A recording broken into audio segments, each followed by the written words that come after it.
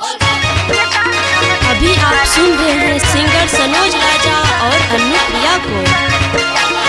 MS recording studio Saharsa.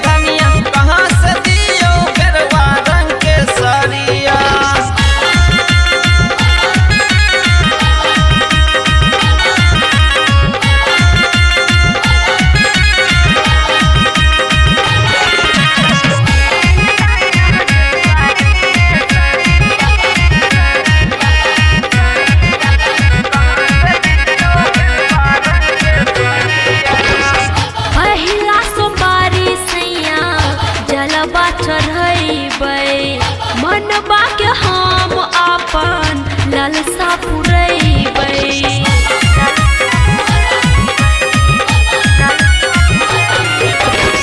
दोसरा के मौगी जेना बने नै तू दीदी, कारी जगार सुने हमें कोनो विधि। कहै छिया जैता गाड़ी आजो भोरा हरिया हो पिया कीन दाना गेरुआ रंग के सरिया। आहो पिया कीन दाना गेरुआ रंग के सरिया।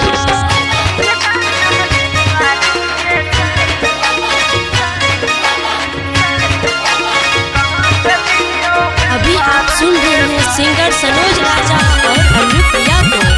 MS recording studio Saharsa. हाँ केतनो मनैभो हमरा मनवा ने हम हो, हम किया रहबै पिया केकरो से कम हो।